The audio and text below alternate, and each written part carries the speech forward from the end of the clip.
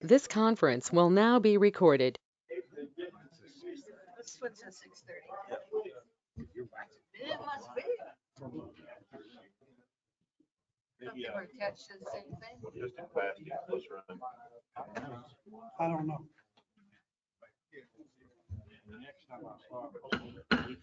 Okay, it's now 6:30 and I will call this town council meeting to order.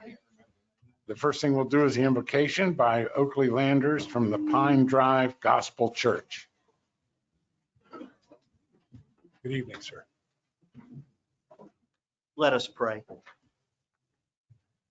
Heavenly and Holy Father, we just humble ourselves before you this evening, and we truly acknowledge your sovereignty over all things. As the prophet declared, you do your will in the armies of heaven and among the inhabitants of the earth, and none can stay your hand.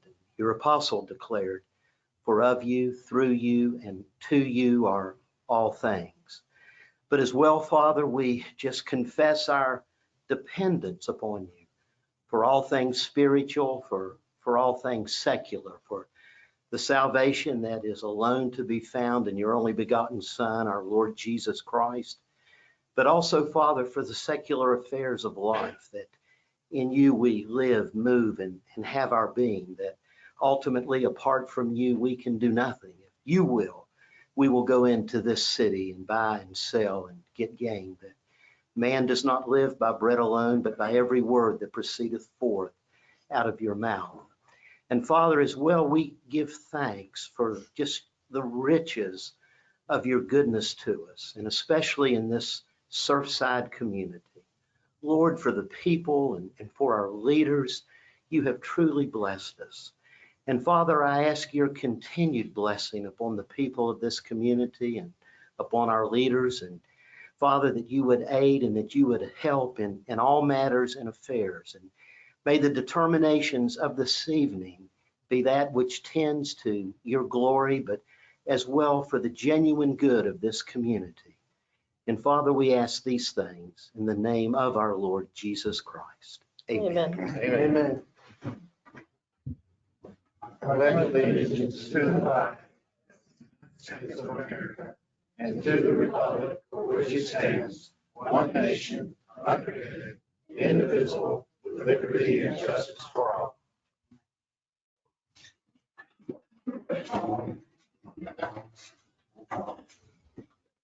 Okay, there is no public hearing tonight.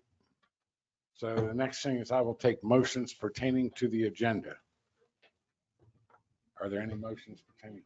Yes, sir. Mr. Mayor, I'll make a motion that we add employee compensation to the business agenda. I second. Okay, any discussion on this? Yeah, Mr. Mayor, I Yeah. think based on the fact that the rest of us have, no information about what that particular agenda item is, I don't think it's appropriate to put it on as a business item and blindside 2/3 of the council. If that's an item that needs to be discussed further in executive session, that's one thing, because we are talking about personnel matters. Okay, but I think that it was agreed that this is something that doesn't need to go into executive session, that it should be open on the public. And we will have discussion on it whenever the motion comes or whenever it comes. We'll be able to discuss it and everybody will be able to vote at that time. Is there any other discussion? All right, Mr. Stamey, Yes. Holder, Yes. Keating, No. Crecklaw, No. Kinkin, Yes. Drake, No. and I'm going to vote yes on that. So it will be on in the business section. Next thing on the agenda is the minutes approval. And these are minutes approval for May 24th, regular meeting, May 25th, special meeting, and May 31st, workshop meeting. Mr. Mayor, I make a motion that we approve the May 24th regular meeting, the May 25th special meeting, and the May 31st workshop meeting. Second. Okay, any discussion before we vote on that? Mr. Stamey, Yes. Holder, Yes, Keating, Yes, Recklaw, Yes. Kinkin, Yes. Drake, Yes. and I'm yes also. So the minutes have been approved. Next thing on the agenda is public comments, and these are public comments that are only related to tonight's agenda. And each person has 5 minutes, and please come up and identify yourself. Ron Ott, 7th Avenue North. Under the business agenda D for the ordinance 220946, chapter 12. At the workshop, it was brought up that there's a easement that is owned by the town. Okay. Now, everybody that's ever has moved here, when you moved here, the title company made I guess they're like surveyors to come in and find the pins that are on everybody's property. You put a stake in there and a little pink ribbon around it. You usually get 4. If you got an odd shape, you might have another one. That stake is actually about 2 feet, maybe 1.5 feet off the street on every property. Let me also add that this doesn't just exist in the town of Surfside Beach.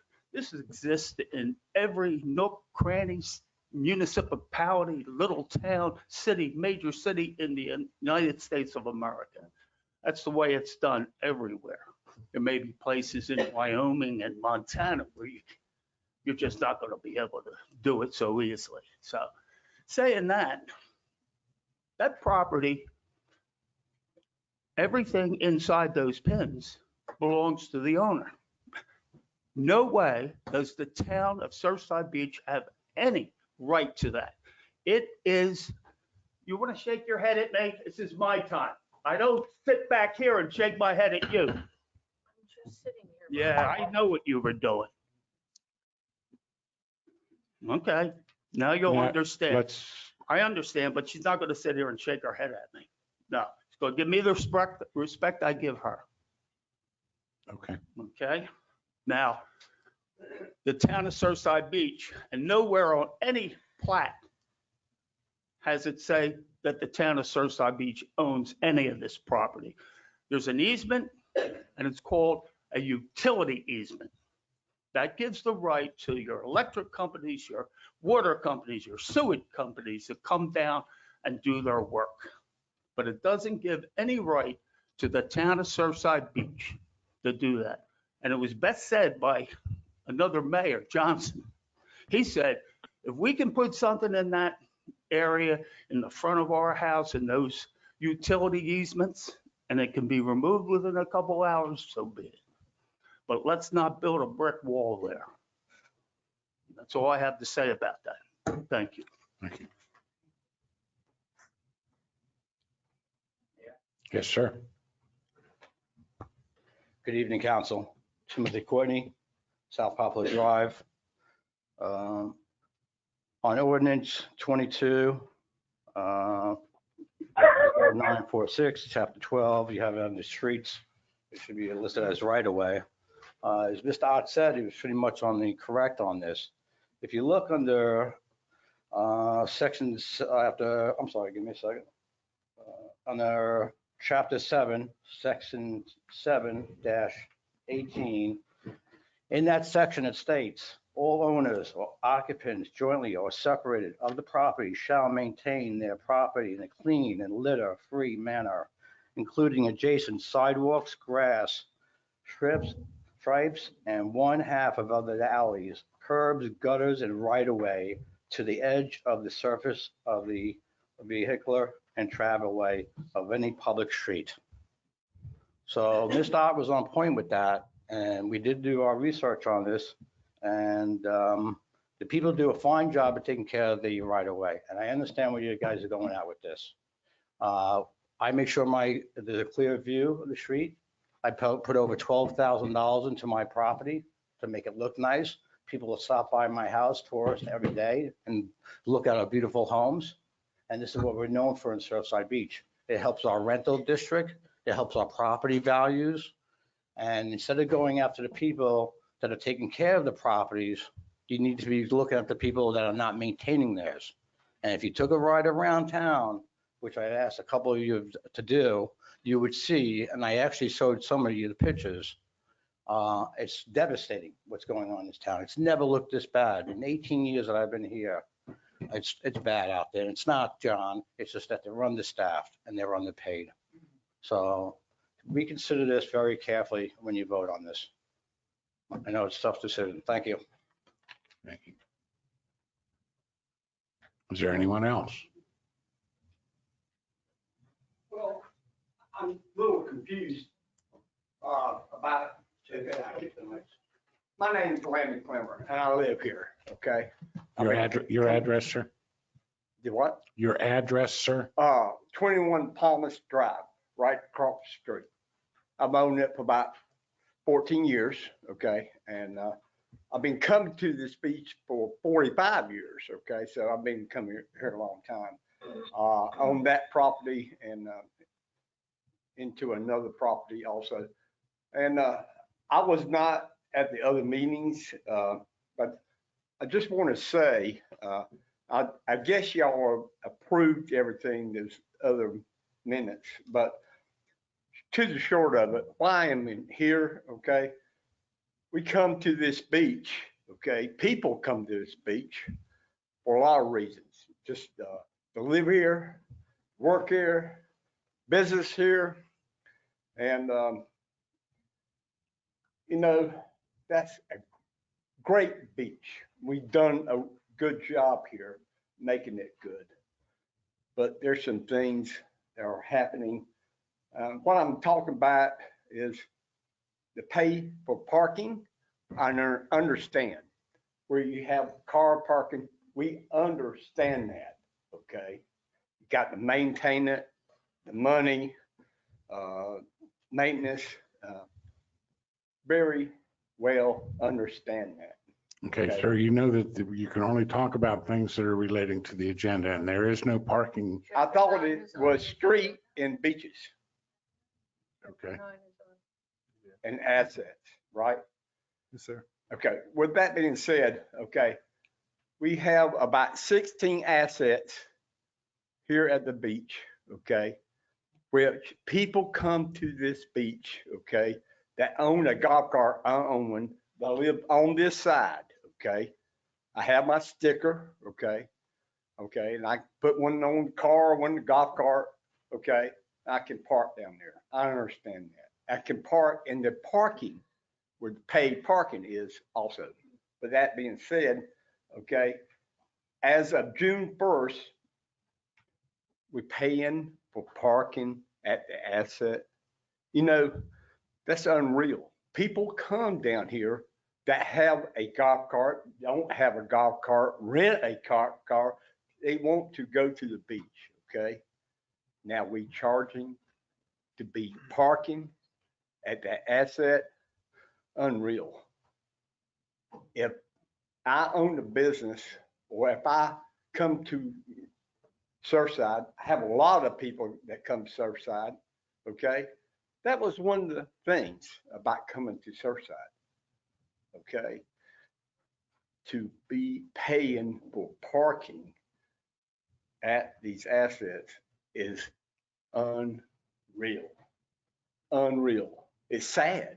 It's sort of sad, okay?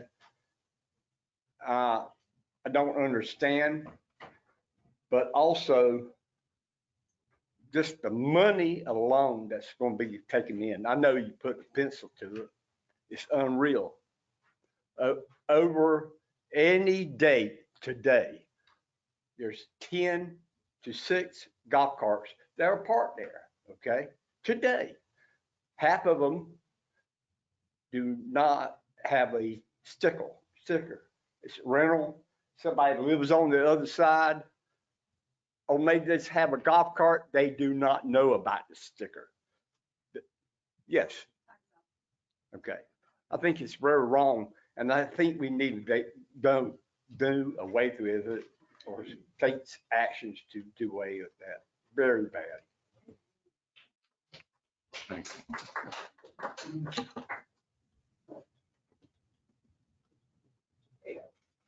you. Harry Coleman, 10th Avenue North. I want to talk about the right-of-ways. And first I want to preface it with, I'm all for parking in the right-of-ways.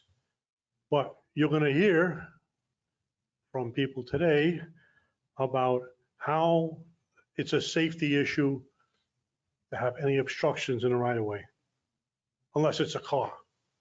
Well, in my opinion, and the opinion of most people, I would suggest that a car is a bigger obstruction and a more of a safety hazard than a couple of PVC pipes with a plastic chain link fence. So don't buy the story. It's a safety issue. It's not a safety issue. It's something they want to do, and they won't tell us why. The Public Works Director was asked, no, actually the police chief was asked, you have any incidents with this right-of-way stuff? And the Public Works Director came up and he said, oh yeah, we did. Somebody put a fence in and I lost in court because everyone else had stuff in the right-of-way. Well, is that what it's about? Is this what it's about? Is that we want to get back at this guy, so we're going to take everyone's flower beds and bushes and decorations? Is that what it's all about? And then at the public workshop, you talked about the right-of-way is the town's. Well, who owns the right-of-way? Is the administrator? No, he works for us. Is it the Public Works Director? No, he works for us too. Is it any of you up there in council? You might be a resident like all the rest of us, but you represent us. You represent us.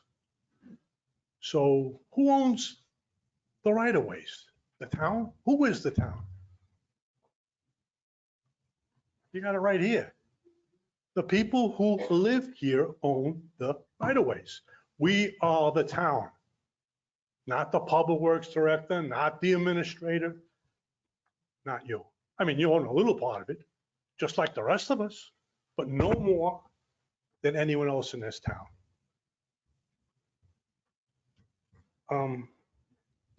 When the parking committee suggested Seaside Drive be paid to park, someone on the council said, well, did you survey the residents in that area? No, it wasn't done. Just like that wasn't done in this case with the right-of-ways. There was no survey. Nobody asked us. Somebody years ago put this ordinance together. You know, a bunch of people like you who represent the town. For what reason they said you can't do it? Understandably, if you put something in there and utilities need to get there, that's common sense. They can come and rip up your shrubs, rip up your flower bed. But why was it put in? I mean, it doesn't make any sense. 6 years, don't come up with that safety thing. I debunked that already. Because you can park a car there. But why? And why every 6 years this comes up and it's always dropped? Because it's a no-win situation. I get it. If you got obstruction in there and it's blocking the view of an intersection, got it, take it out. Doesn't make any sense what you folks are doing here. You're supposed to be going through the ordinances, and if they don't make any sense, you take them out. And this doesn't make any sense. Thank you.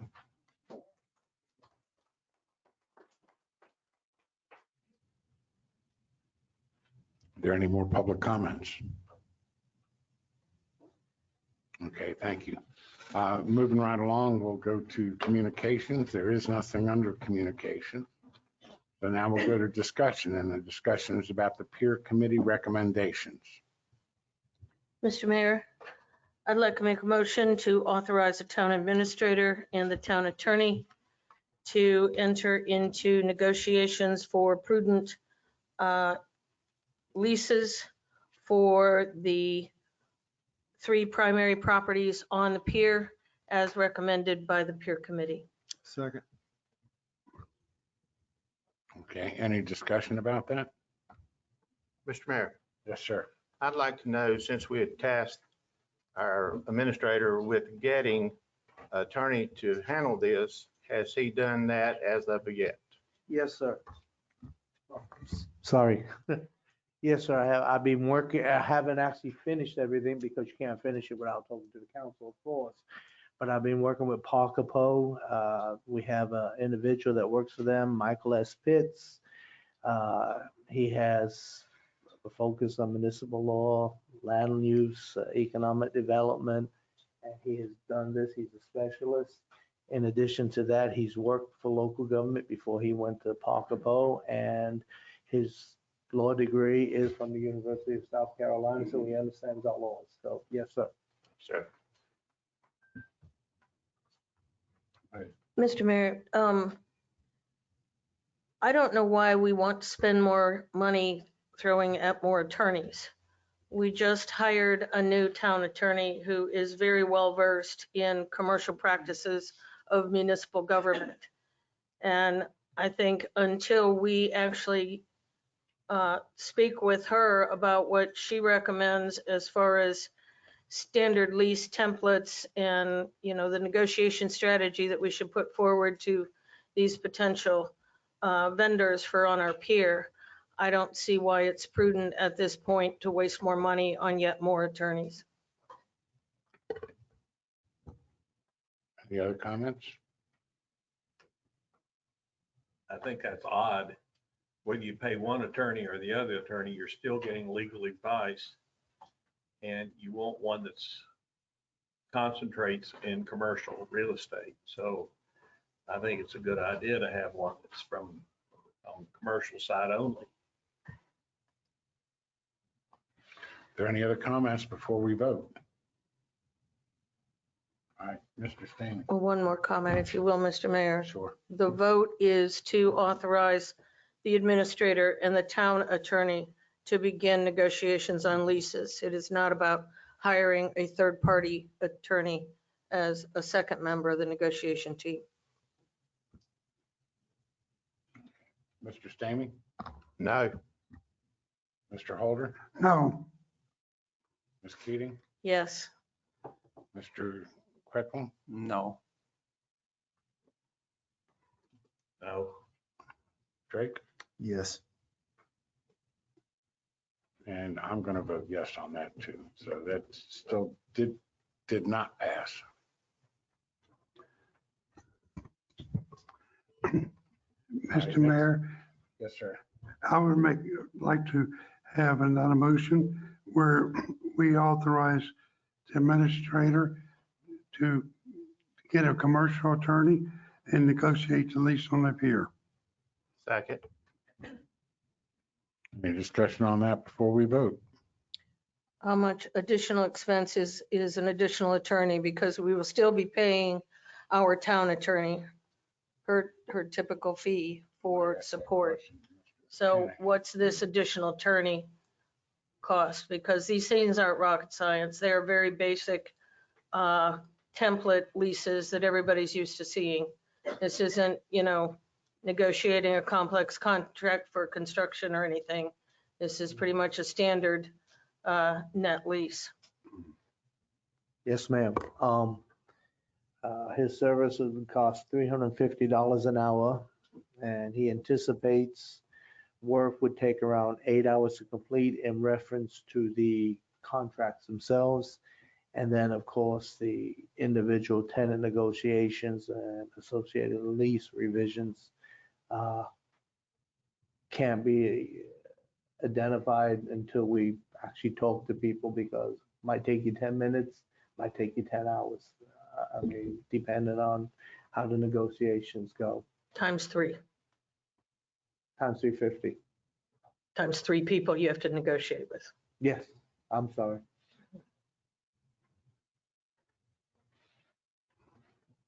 Any other comments?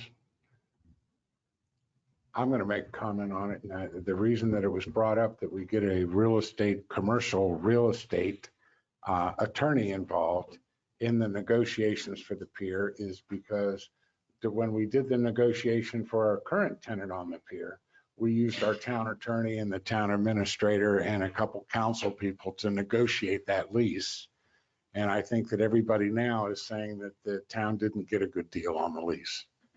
So that's why it was brought up that we bring a commercial real estate agent in or a commercial real estate attorney to be able to negotiate the lease, somebody who's familiar with square footage, somebody who's familiar with, you know, the different details on it to protect the interest of the town in a lease that is going to be, you know, probably at least 10 years. So that's my comment on it. Any other comments before we vote? Mr. Stamey, Yes. Holder, Yes. Keating. In the interest of not further delaying this project and getting on with what we need to have done, I will vote yes to the wasteful spending. Yes. I'm a yes. Drake? Yes. And I'm a yes too. So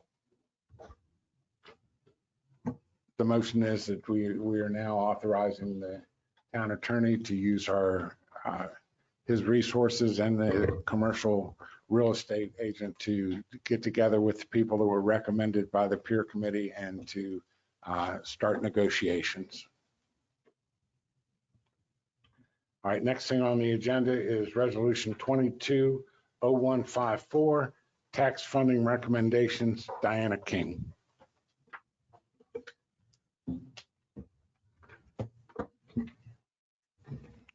Good evening. Good evening, everyone.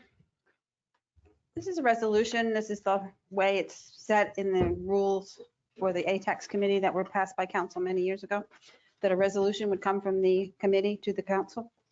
This one has chairman on it. We have one signed by the vice chairman because the chairman is out of town. But I will read to you what it says. The Accommodations Tax Advisory Committee met on January 20th, 2022, and heard requests for funding during the next fiscal year, which would be 22-23. Committee moved by duly adopted motion to recommend to the Surfside Beach Town Council the following. It's a list of the people who've requested fund, how much they requested, and whether the committee approved the full amount or not. Champion Autism Network requested $15,000. They were awarded $5,000. The Surfside Beach Historical Society wanted $1,500 and they were approved for $1,500. The Surf Dreams Carolina Cup Pro-Am requested $15,000 and were awarded $5,000. The Surfside Beach Historical Markers, which is a project that's been going on for many years, $5,000, which we are carrying forward for them. Probably this should be the last year of this. The town of Surfside Beach also made requests to do things that we do in the town with the ATAX money. The police department requested $211,900, which was approved. The Public Works Department requested $57,550, which is used for beach cleaning, beach raking, and to clean the restrooms. The events requested $102,500, and the committee granted an additional $25,000 to the events to have a Christmas Christmas thing. I forget what the name of it is. Tree lighting. Tree lighting, that's what it is. Sorry, excuse me. Thank you. Beach renourishment is $75,000 was requested and approved, and that's by ordinance that the council set up years ago, that $75,000 would come from ATAX for beach renourishment. For peer funding, we requested $25,000, which was approved. And then there's an additional $12,000 set aside for marketing, social media, printing, for different requests that we get, the tourist things that they may need, and it helps to go towards the website. All of these were approved, and I bring this to you now, and these have been built into the budget as they stand. And you are able to change anything that you wish if I read the rules correctly. Does anybody have any questions? I've heard some people ask questions about, you know, us doing a resolution for it and us putting this in, that we're spending money before we have it, because the ATAX, when this was done, the ATAX money was not there to do it. Won't be there until next year. Right. So But that's true of every That- revenue source we have. Well, that's my question to you. Is that something that we do that's an anomaly that No, nobody else does, or is it something everybody does? it's what everybody does. So- You anticipate how much you're going to get for taxes, how much you're going to get for franchise fees, how much you're going to get for hospitality and ATAX, which is no different than ATAX. It's based on the number of tourists and what comes in. What we do is keep track on the accommodation side especially. There's a report that comes from the state every month that tells you how much was collected by the state for your area. So we keep track of that and make sure that it's not way off from what we want it to be to reach the goal at the end of the year. We have not missed it in all the years that I've been here. We had to reduce it the year of COVID, but we still did better than we thought. And does the ATAX meeting just meet once a year, and that's in January? That's the required meeting per their bylaws, but they can meet more than that if there's something that somebody wants, they can And have a special meeting. do they usually meet just the once? Usually Or do just they the once. meet more than once? Usually just the ones. If we can get everything on the agenda at that time. Any other questions of Ms. King? Mr. Mayor, I've got a question, Ms. King. Is this, when you're talking about this budget, this is for the fiscal year of 22 and 23? Is this budget with the merit raise and the merit money that we would set aside and some of the people that we had decided that we wasn't going to hire at this time and we were going to hire some other people to replace that person? Is that money in here right now? This is ATAX. This is ATAX, This no. is the ATAX part of it. Yes. Okay. That's all general fund. That would Okay. be the next one. Okay. Mr. Mayor, excuse me, I haven't read the bylaws or anything, but, a resolution is typically in place for the governing body to pass the application of some one-off kind of thing that applies across the town.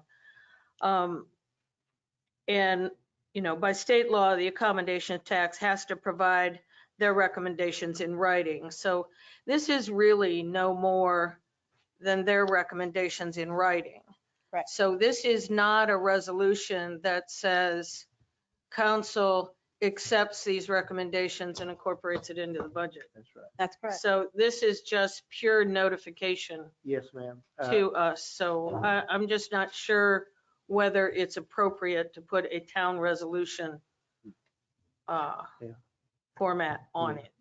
I have the accommodations tax bylaws, and in section E submissions to town council, it states pursuant to 6425C, recommendations to town council shall be submitted in writing. Actions approved by duly adopted motion will be documented in a resolution of the accommodations tax committee, which is what this is, signed by the chairman, but it was actually signed by the vice chairman. Well, that needs to be changed. Yeah, and submitted to town council at its next regular meeting. And you're correct. You guys say, yes, we like what you put in this resolution, or no, you don't. No, we don't. Well, but I don't think a committee that is not the governing body can pass a resolution on behalf of the town.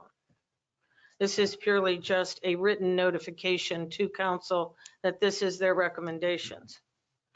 Once we receive this money and we actually allocate it, council will process an actual resolution to award the money, because I don't think this is appropriate for a resolution under the definition of what is a resolution in municipal government. So excuse me, are you saying that this won't go in the budget? Is that what you're saying? I think it can go in the budget, because once it's in the budget, Then it's approved. then council approves it. Okay. But, I think this is just purely written notification. I don't think it's appropriate as a resolution. And I think the bylaws should be updated accordingly. That's no Gotcha. problem. Do that. I will get the state and we'll make the bylaws match the state, ma'am. Now, the next question that comes is that, we have the requested funding and then we have the recommendations. So the question to council is, are we okay with the recommendations of the ATAX committee? as opposed to what the requested funding amounts Mr. are. Mayor, I would like to amend resolution 220150. I would like to recommend that the $5,000 that was approved for surf dreams be increased to $10,000. And I have very good documentation from Surf Dreams. When they were here last time for their competition, they took up 36 rooms at the Holiday Inn, and they took 12 rooms at the Quality Inn. And there were surfers from 9 states and 2 counties. Well, in my opinion, that is what ATAX is about, is bringing tourists here. And we did the same for the Guy Daniels surf competition a long time ago. And I think we should do the same for them. They do a lot of good. They have the teach the kids the surf days, and they don't charge anything for it. And they need some funding. I think to help them along for a year or two. I don't think there's anything wrong with that. Do I have a second for that? I'll give you a second on that. Okay, any further discussion before we vote on it? So that your motion is to increase from 5,000 to 10,000 for that. And did your motion include the acceptance of everything else? No, it did not. Okay. Well, yes, it can. I mean, Well, we'll accept it when we approve the budget. okay. Okay, Mr. Stamey, Yes. Holder, Yes. Keating, Yes. Krecklau, Yes. Kinkin, Yes. Drake, Yes. and Hellier's yes. So that was a change that was made, just so that everybody's clear. That was a change made to the ATAX Advisory Committee's recommendation. The one is that we take the Surf Dreams Carolina Cup Pro-Am and we change it from the requested 15 and the recommended 5 to 10. Okay, we'll make that in the budget. All right, thank you.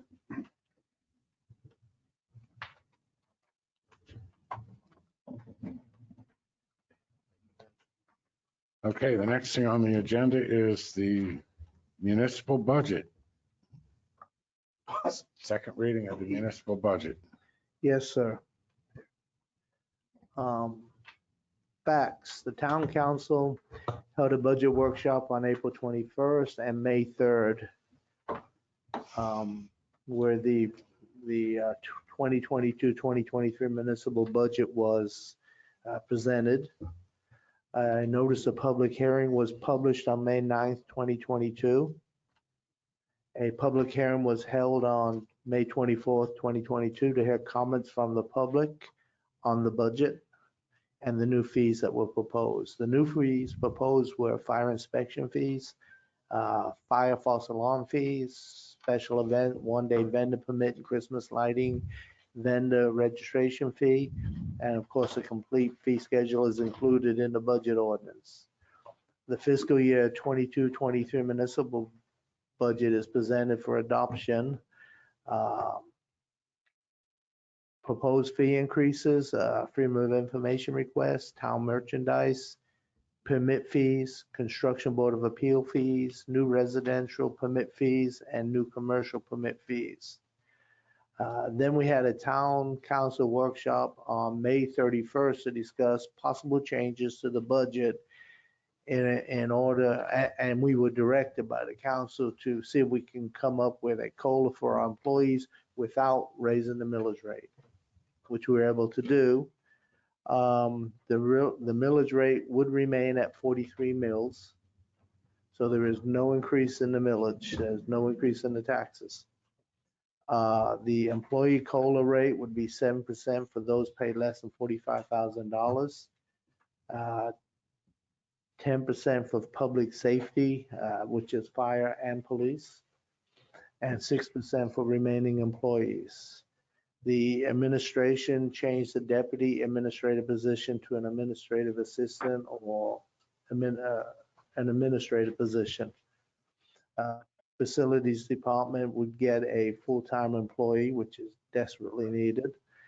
And a merit pay was added to the general fund and sanitation budgets. It was $110,000. So when we get the program put in place, whether it's a merit or a step raise or however we get it, so it benefits the town the best, or a combination of both, which seemed to be the way we were leading in our meeting, then the money would be available for it, but we wouldn't spend it without council approval, of course. Total operation budget for this budget is $19,908,845. And our fiscal year begins July 1st and ends June 30th. Recommend that you adopt the second reading of ordinance 22-0949 as presented. Mr. Mayor, Yes, sir. I'd like to make a motion to amend some of these things on this 22-0949 to eliminate the assistant to the administrator's job, and to eliminate the $110,000 that we're going to put aside, and that we hold off on that. I'll second that. Okay, discussion on it? Yes, sir. We discussed back previously in our workshop that we would hold off on hiring a assistant administrator or a deputy administrator for the town at the time. And at that time, I thought that we were going to not hire somebody back for right now, for Mr. Shanahan. And that's where I was at on that. And I don't see that we need to hire somebody. I think that we have a clerk that can help out with Mr. Shanahan's job and work for us too. So that was the reason that I have for that, taking that off. And then the $110,000, we can go back and add this back in at somewhere down the line if we can come up with some kind of plan to allocate this money. As right now, and they undoubtedly have been working on this before, as of right now, we have no plan how to even distribute this money. So why do we want to put it in a fund that possibly down the road, somebody could make a motion to spend this money for merit raise for something that I personally wouldn't like? Anybody else have any comments? I thought when our last budget discussion, we weren't going to add any employees. And we were holding off adding one for the police department. We were holding off adding an assistant administrator. These are things we can look at in January after we know what this year is going to be, after what the current year is going to be and whether there's any money available. And the same way, why would you take money? Because I'm pretty sure this $110,000 is going to be pulled from hospitality and put in the budget. And if we don't need it, why do it? And once we have a program in place and we need to fund it, then I'll be in favor of funding it. Until we have a program, I just don't want to set money aside for what may come down the road. Okay, does anybody else have any comments? On that topic or just the budget in general? On the motion that's before us. Well, there's two motions actually, because Well, Chris, he put it didn't into- you? he put No, it ma'am, into- I bundled Okay, them together. we didn't put a motion to talk about the budget. Well, my only point on that is, the purpose of having a budget is to have a clear picture of what your year is supposed to be. It's not really intended to say, well, this is what it is today and we have it balanced, but at any point in the future, we'll pass any number of amendments to it. And whether it continues to be balanced or not is up for grabs and figure out whether we achieved it or not, because we don't really have very comprehensive reporting for our financial performance as a town. So my personal opinion is I think we need to have the executive administrator, the administration piece of it, not a deputy administrator, but an executive assistant. And, I go back to the objectives we set with prior council in October that had the merit program supposedly to be developed and implemented in January was the directives that were given. So I think to set aside that funding, I mean, it's not going anywhere. It's already in the budget. If we end up not approving the merit raise program, it's just in the balance fund in the general fund as part of the balance reserve. So I don't see how it's material one way or the other, but it does give us some incentive to complete that directive that was given to the town back in October. Well, the question that I have is, do we want to make two separate motions for what you just asked for, or do you want to put them together? Because keep in mind that if it does not pass, and both of them do not pass, or if it does pass, both of them do pass. Myself, I'd like to leave both of them together. Okay. So we'll if nobody else has any discussion on that, then we'll vote on that. So Mr. Stamey Yes. and Holder, Yes. Keating, No, Kirkland. I would like to just qualify it a little bit. If the money goes into the budget for the merit pay, it still can't be authorized and without us voting on it. I don't think that we're going to get to the point where it's going to get used, but if we do, I guess it's there. So I will vote to pass or to, I guess, no, no. Yes. Drake, No. and I'm going to vote no on that too. So with that, then those two proposals are not in.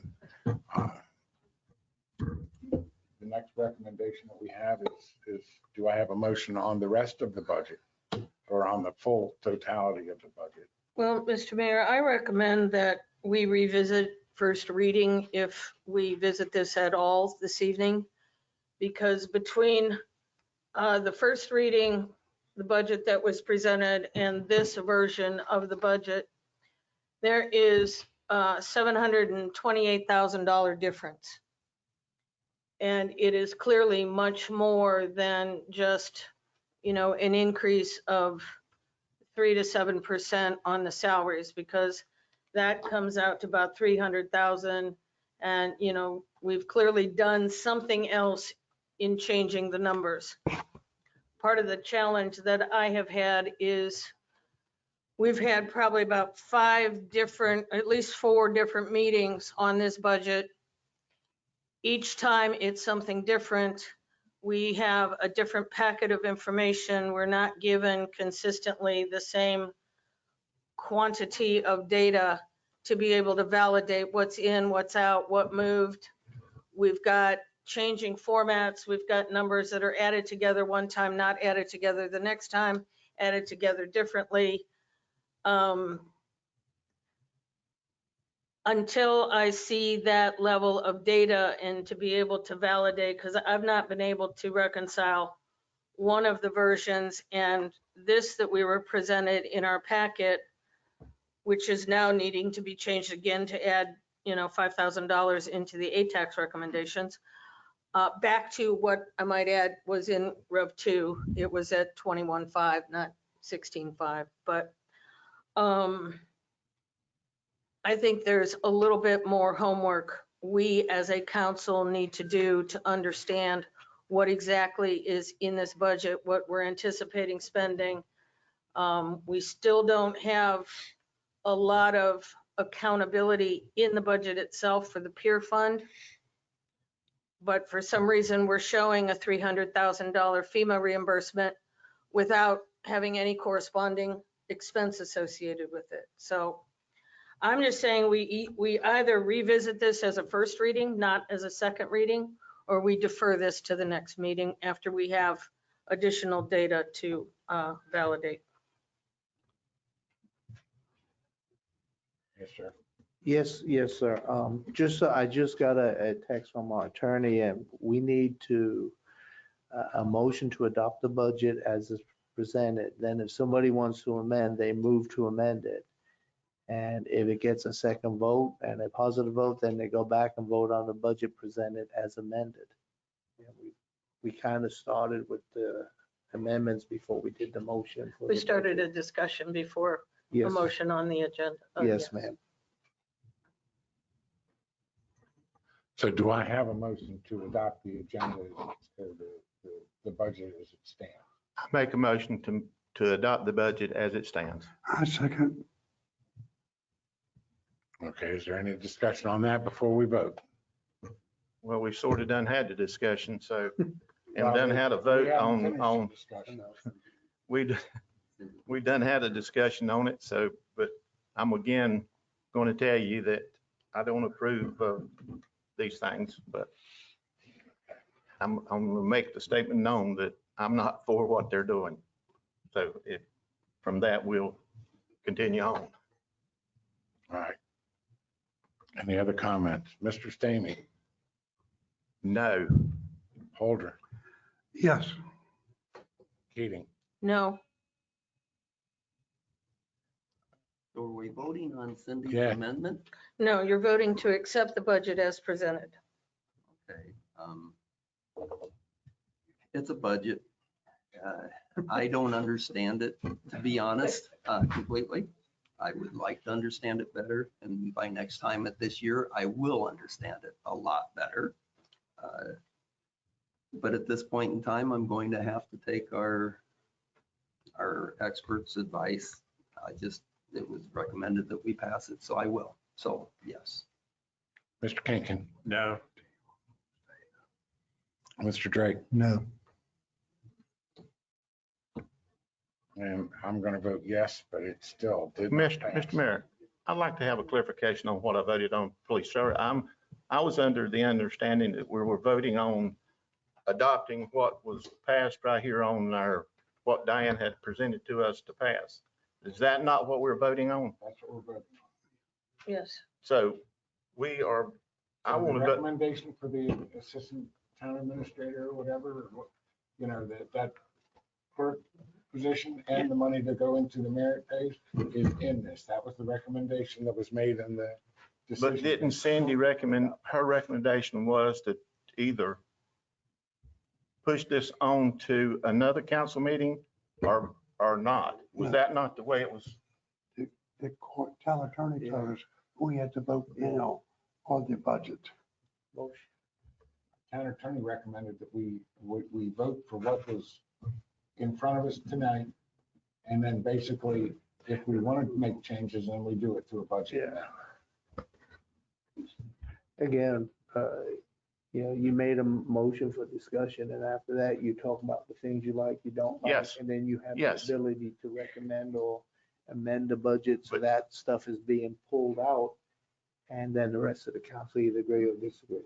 But Cindy's motion, when she made it, Well, my recommendation was that we either defer second reading or we pass this as a first reading. At this point, since the second reading did not pass, what I would recommend our course of action would be is between now and our meeting at the end of the month, is that the finance department provide the requisite detailed information that we got with one of our previous versions so that we can evaluate and discern exactly what has changed. Because, I went through the one version that was supposed to incorporate the 3 to 7% salary changes. And I found out that, for some of them are 3, some of them are 4, some of them are 6, none of them are 7, some of them are 5. There's one department that actually lost money in their salaries, but not due to a person disappearing. So, I mean, I have very little confidence to be able to stand behind and justify what's in the budget when one of our constituents would challenge something or ask me a question. I don't feel that I have the basis of information to be able to respond to a resident about what our budget contains. So we now have 2 weeks to bring forward the second reading once again with some confidence that we all agree and understand what's in it. Well, that ain't the way I want to vote then. I want to vote that we pass this as a second reading. Well, then So it's done. So it's gonna be- Then we're caught in the catch-22 that Well, we have a budget that we know is wrong, that we know come July 1st, July 2nd, July 5th, we're going to start amending it. That's fine. But And that- I don't think that's a valid or a preferred approach to budgeting for a municipality. But the voting of yes on it was a recommendation from our attorney. Is that correct? Who is giving us She legal didn't advice. say to say yes or no. She said you can vote on the budget for discussion, and then you would have the opportunity. Well, to there's make a an motion amendment. for Yes. the budget, either Yes, to ma'am. accept or reject. Yeah. Then you pursue a discussion about modifying it or not. You can amend your motion with a modification. Exactly. So you could do that. I want to withdraw the vote that I made to start with and vote for yes, we accept this budget for the second reading. Well, you'd have to present a motion to reconsider. Well, we'll have a motion to reconsider. Anybody second that? I'll second it. Okay. Mr. Mayor, Yes, sir. when our last meeting that we had, we had made the comment that we weren't going to add people and we weren't going to fund, but it did come up. And so now we're presented, we're setting aside money for merit pay that wasn't discussed. We've added 2 people. So whether we pass it tonight or pass it 2 weeks from now, I'm still going to vote no. Because those things we just did not discuss as a group, and I'm not sure how they got in there, but they're there, and I'm just not in favor of it. Well, if I can comment on that, when we had our last budget meeting, we had talked about possible, and I had brought it up, possible money saving issues. And we talked about there were 2 police officers that they're still open right now. Kenny came up and talked to us and this and that. We never said that we were going to hold those positions or that we could not fill those positions. That we did talk about the town administrator, the assistant town administrator's position. And when we talked about that, we said that the recommendation was to not fill that position, but fill it with a lesser position, the difference between 80,000 to 40,000 for, which is a $40,000 savings to get somebody in, because the town administrator does need assistance in all of the things that are going on right now with the pier and everything else. So, I mean, that's the way it's settled, but we never said that we were, cutting out the 2 police department positions or that we were cutting out the assistant administrator. We made concessions on both of those, and that's the way that it was left. And then we put a committee together to discuss that. I have the attorney who's been watching Go this ahead. and listening. Hey, Jenny. Hey, Bill, how are you? I am good. Yeah. You're on microphone. Okay, sorry. That won't work. Too much feedback. So you have words of wisdom for us? Well, I don't want to blow your eardrums out here, so I'll try to be quiet so it doesn't reverb too much.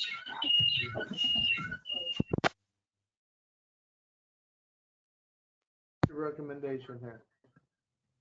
So if I can address two different things. What I recommended was have a budget on your agenda for adoption this evening. What needs to happen is there needed to be a motion to adopt that budget as presented. There needed to be a second. After that second, there would be discussion. During the discussion, amendments could be made. Those amendments would require second. Sherry, turn it down a little bit. Those amendments would require second, a discussion, and a vote. If those amendments, then the budget as amended, it would be ready for consideration. What you have now done is someone has used to reconsider the vote to adopt the budget.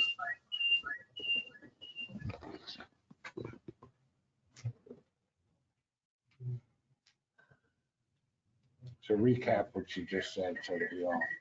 Basically, it's what Cindy said, that we make a motion, we carry out. Once you make a motion, then you can make amendments to the motion. And once those are done, then you can go back to the original motion.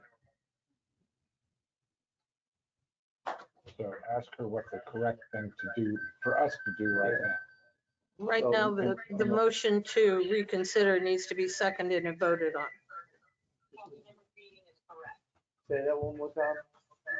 Councilmember Keating is correct. Your motion to reconsider needs a second if it does not have it, and it needs to be voted on. And if it passes, then you reconsider your vote on your budget.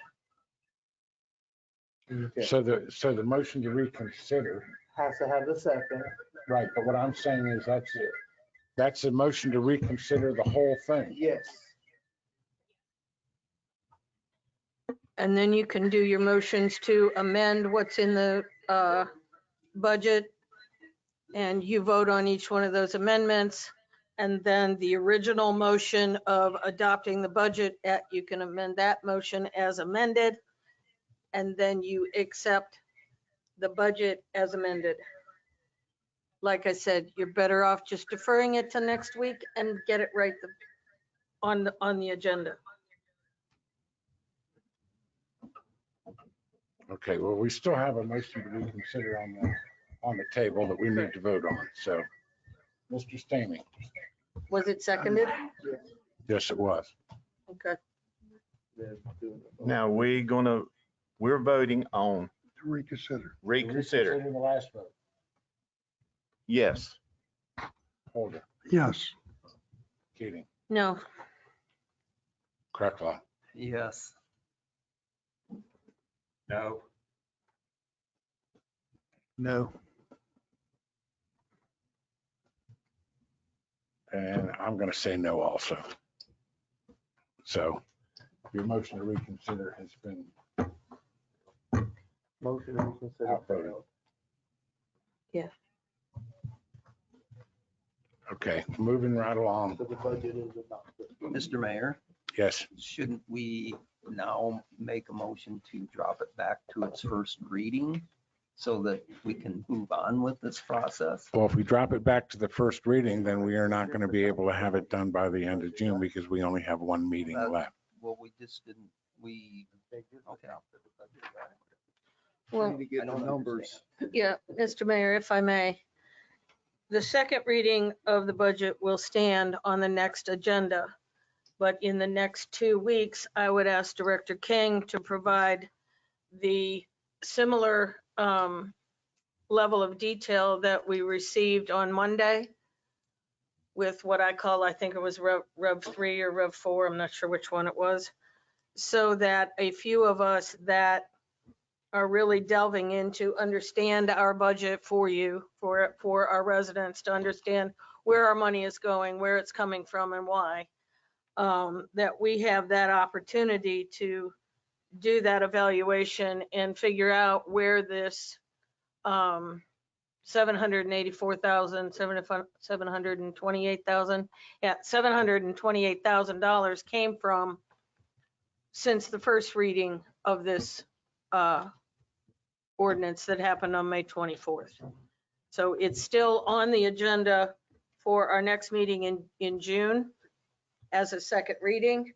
So if that version of it passes, provided there's no more changes in the next 2 weeks, other than the $10,000 or the extra $5,000, then it should be presented for second reading on June 27th, I think it is. And would you ask our town attorney for her opinion on that to make sure that we're on the same page? Are we good with that?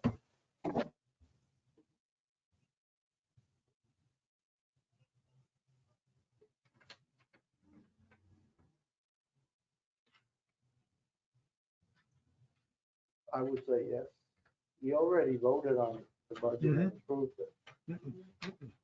No, the motion failed. Oh, the motion failed, I'm sorry. They did a motion to reconsider and then. Okay. Yeah, the original motion to adopt failed.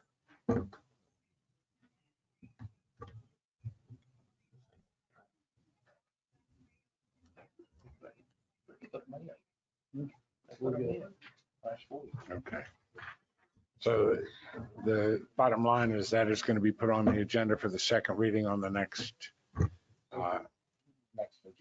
And you guys work it out, or we'll all work it out between now and then on the details of it.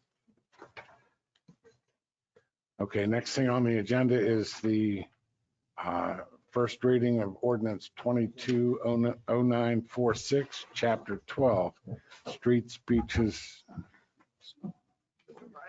What? Where am I at? There was another budget Oh, for okay. this year. Wasn't there? The second reading of the 220950 budget amendment ordinance of the town of Surfside Beach to amend fiscal year 21-22 municipal budget.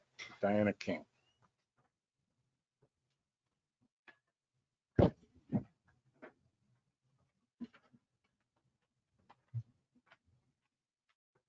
This would be the second reading to amend things that we've changed in this year's budget. The decision was made that you would move the American Rescue money from the general fund to the capital projects fund. And that's what this first thing does. It takes the revenue out of general fund. And the expenditure for hospitality is a police vehicle was approved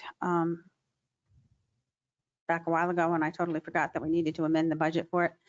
So the changes are $1,035,000 coming out of general fund and $55,700 going into hospitality fund to purchase the police car.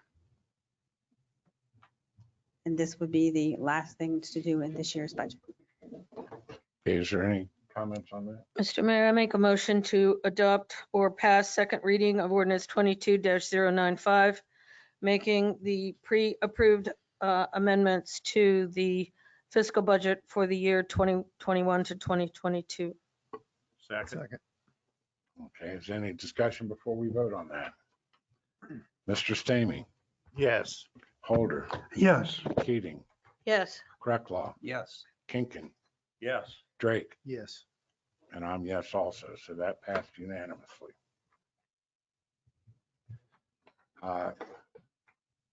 We had said in the very beginning with motions relating to the agenda that we were going to put something on employee compensation in the business section. So why don't we address that next, Mr. Holder? I think we've already discussed it here with the increase of stuff that we have. That doesn't increase the bonus. Bonus, Yeah, okay. Separate fund, separate year.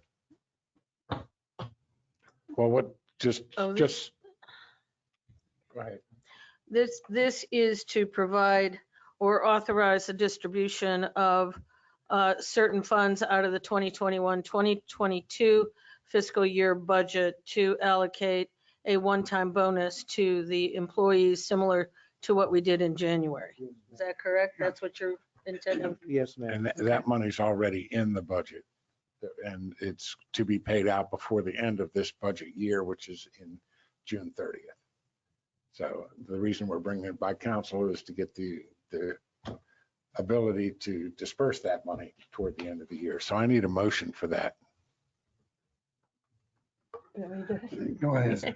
Mr. Mayor, I'll make a motion to authorize the town administrator and the director of finance to disperse funds out of the fiscal year 2021, 2022 budget to allocate a one-time bonus to our employees consistent with what we provided in January of 2022. Second, Okay, Mr. Stamey, Yes.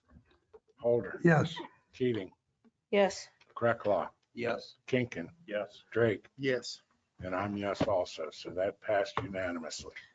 Does that require a budget amendment as well, since it's a disbursement of funds? No? Okay, the next thing is the Chapter 12. first reading of ordinance 220946, chapter 12, streets, beaches, and other places. Director Adair. Mr. Mayor, I make a motion to pass first reading of ordinance 22-0946, chapter 12, pending any other amendments to be discussed. I'll second that.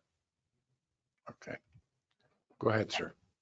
Yes, the council, in the course of updating the town ordinances in a comprehensive way, has directed staff to look at chapter 12. Chapter 12 consists of various items in the public spaces, including special events, including sidewalk cafes and some other items. The sticking point has been till now the obstructions in the right-of-way section in the beginning. I believe it's 1221 in the ordinance.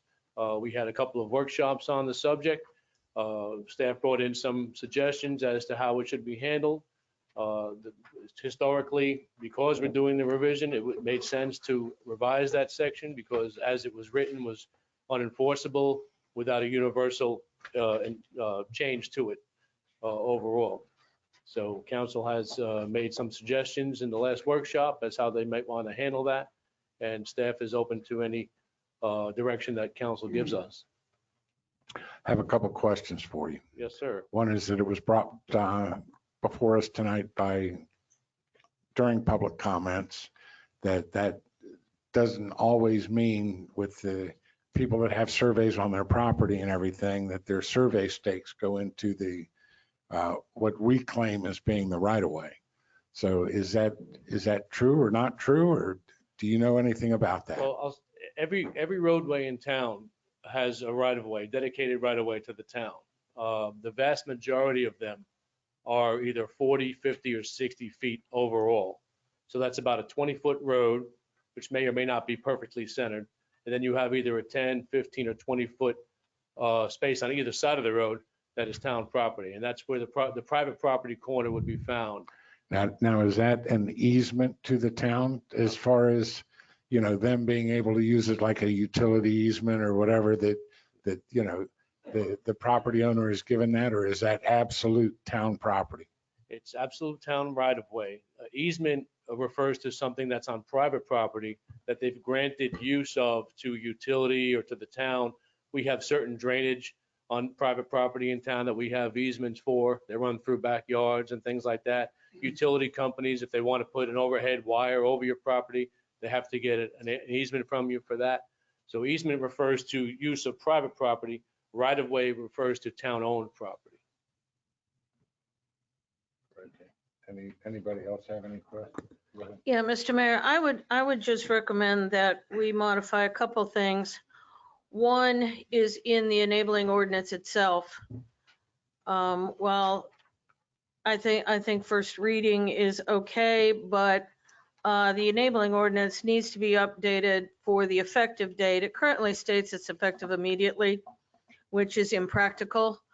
We need to modify this to be at the conclusion of the notification and encroachment permitting process, or, you know, some reasonable amount of time. And I would recommend that, you know, it takes effects no earlier than, say, November 1st, because we have to have the ability to, evaluate the properties, provide notifications, have discussions with the homeowners of what needs to be moved, how it needs to be moved, if it needs to be moved.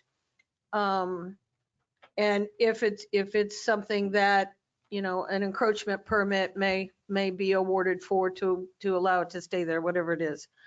But I also think in the ordinance itself, we talk about a 3-foot zone that does not have any obstructions. And I know people are saying, well, what bigger obstruction than a vehicle?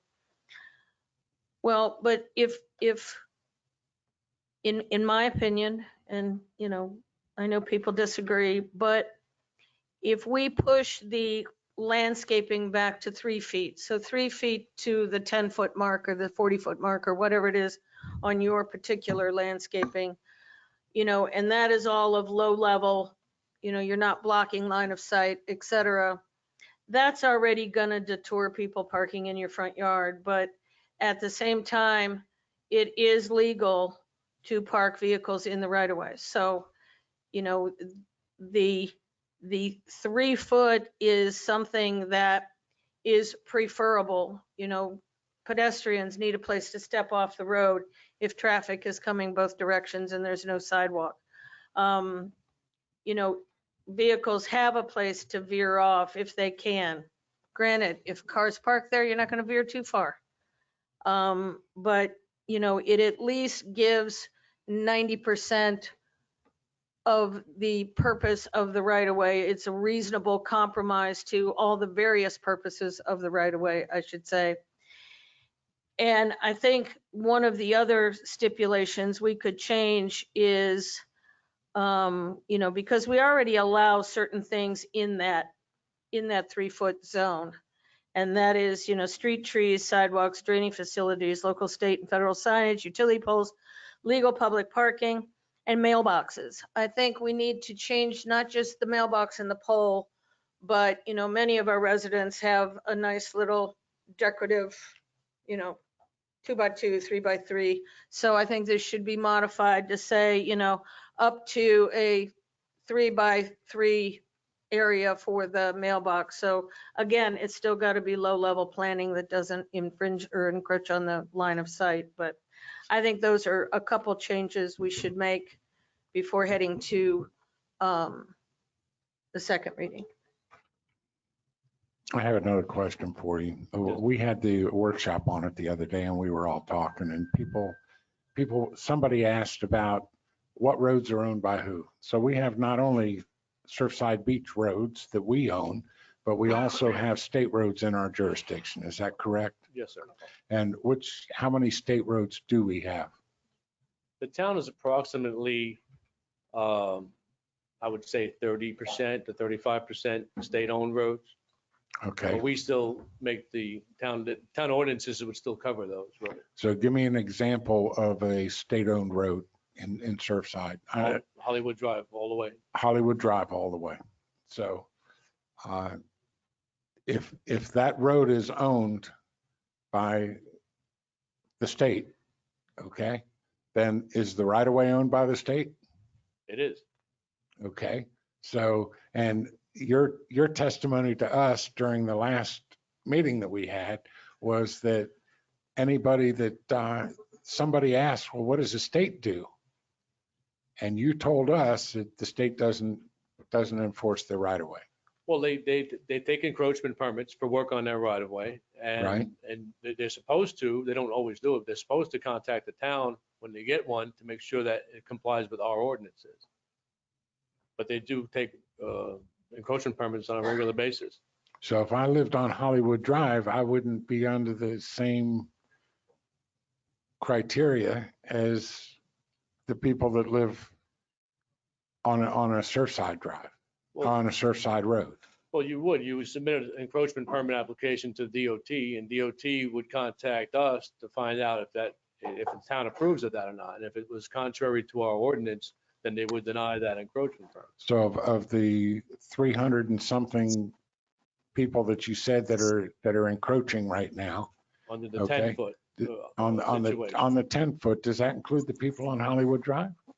Yes, that includes the entire town. But we have no authority over that property on Hollywood. Yes, we do. We do.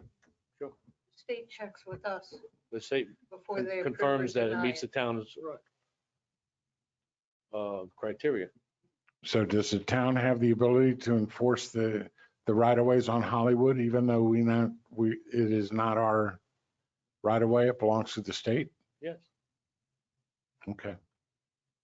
Mr. Mayor, Yes, sir. I have a couple of questions before I amend this. And it has to do with 12-62 and 12-65. One is surf fishing, and this says it's only allowed between 10 a.m. and 5 p.m. And surfing, which is only allowed between 10 a.m. and 5 p.m. unless you're in the surfing area. But that's not how it works. I mean, you may have an ordinance. I'm hoping it's complaint driven. If somebody's fishing in amongst a bunch of swimmers and a parent complains, and somebody will tell that fisherman to get out. But I see people fishing down, they fish on incoming tides, and they don't happen before 10 and after 5, they happen all day long. So, and the same thing with surfing. Surfing doesn't happen between 10 and 5. It happens when the waves are right. And if you're going to pin them down to a certain area, you don't eliminate the swimmers. So if you watch surfers, especially the ones that know what they're doing, if they're in the surf area and swimmers start getting in the water, this really isn't addressed to you, it's more to the chief. Yeah, I was thinking. They just move down the beach or move up the beach. They move where the swimmers are. They still surf. And I think it's ludicrous for us to tell them they can only surf before 10 and after 5 because they surf when the water's good. And most of them are very conscientious of swimmers, more so than swimmers are of them. And I just wonder if this is a complaint-driven enforcement, or if you do enforce the 10 to 5 rule. Can you want to elaborate on it? I'm sorry, I blindsided you. I happened to Yeah, I catch wasn't that last prepared to night when I was reading this. And I said, well, wait a minute. We talked about this earlier, and that's not how it works. Well, Councilman, you did blindside me on that just a little bit. I I'm didn't know we sorry. were going to have that tonight. If I could, if it would be okay, if I could have an offline conversation with you to try to address your concerns when I have Okay. the current Muni code and the proposed. I don't think that there were any changes to the surfing ordinance. I think we only changed the surf fishing piece, if I remember correctly. Correct. So there's no changes at this time, and I believe that surfers can surf in the surf area when they want to. It's just we regulate it in the non-surf areas. Well, you're regulating the surfers, but you're leaving the swimmers in. They could swim in the surf area, but the surfers can't surf in the swim area. That's correct. Well, you can't have it both ways. They should be able to use a little, and that's what's been going on for years. They use their judgment. And if there's not too many swimmers, maybe the surf area's got swimmers in it. But they look over here and there's nobody swimming, so they move down the beach, up or down the beach, wherever it's clear. Yes, sir. That's where they go. I'm not aware that we have any problem with the way the ordinance is written or enforced, or that I'm not aware of any problems. We do use the ordinance to protect our swimmers, because when the swimmers get hit by a surfboard in the face, it's rough. Yeah, it is. So that's really, it's a safety thing that we're looking for there. But I'm not aware that we have had any problems unless you've heard something. But I'll be happy to meet with you to try to address that before it comes to second reading, if you'd like to do If you that. can tell, I'm not a surfer. Yeah, you could be. But I have friends that do, and I I watch them. understand. I love watching them. Right. And they use a lot of common sense. Most of them use a lot of common sense. Same way with fishermen. Yes, sir. They will move. Now, you have some others that use no common sense, but for the most part, and that's why I say it's just complaint driven.